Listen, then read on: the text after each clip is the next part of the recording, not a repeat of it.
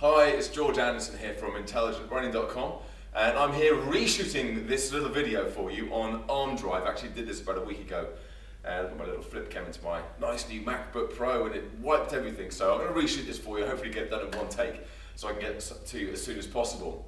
What I want to talk to you about today is arm drive. It's one of the things that I talk about on my Intelligent Running Blueprint. And I want to spend a bit more time with you today going through some of the intricacies of it and some of the reasons why it's so important. Because I believe it's one of the things that it's so easy to change, but will make such a significant impact on your running efficiency. And you can start doing it straight away with whatever training session you're doing. So let's have a look at what I mean by arm drive first of all, because most people don't even think about what these things do when they run.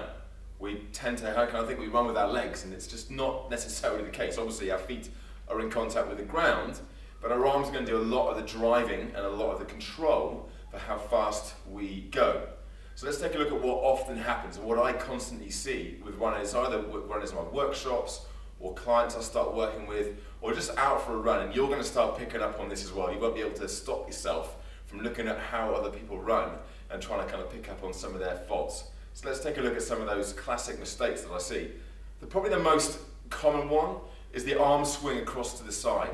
So we've got the running going along and the arms are kind of jutting across to the side like this. Maybe not quite as exaggerated as that, but certainly across here is really, really common.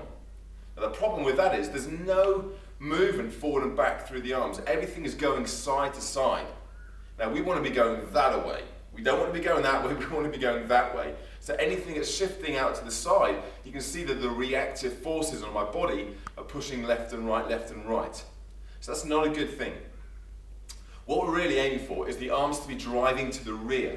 So the arms, if I come sideways on, you'll see it a little better, lifting tall, the elbows just driving backwards as I go. So actually my fist, which I'm going to hold quite loose, I don't want to be tight in there or locked out like Usain Bolt. I want to keep it relaxed, and I want to come back so the fingertips just touch to the side of the hip. That's going to give me a nice big arm drive, and actually I can start to feel a bit of a stretch coming through the front of the shoulder as well.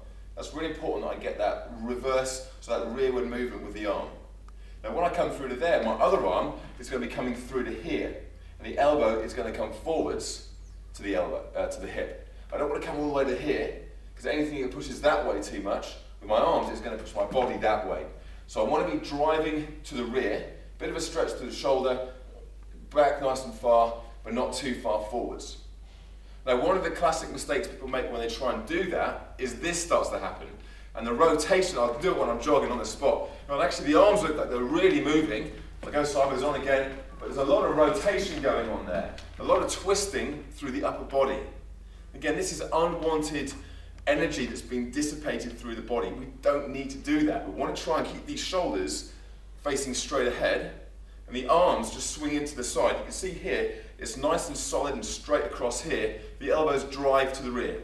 So that's what we're looking for rather than this twisting movement. In fact, if I go to here and I stop the twist, the arms are they're barely moving at all from the shoulders. So I don't want to be twisting excessively either. So it's going to be quite hard to kind of, well, it's easy to do, it's easy to think about doing, but it's quite hard to make it a natural thing. So you'll have to start playing around with this and start actually consciously trying to get those elbows driving to the rear. And probably after a few minutes, you'll forget, your mind will wander, or you'll start thinking about other technique points, and you'll realize your arms have gone back into this sideways swinging movement again. But persevere with it, because trust me, it is so worth it. It's one of the most important technique points I think it's important and easy to apply, that it just makes no sense not to do this. So once you know what the arms should be doing, just get out there, put that arm drive into action, and let's hopefully see some improvements to your running as well. Thanks for listening. I'll be in touch very soon. Goodbye.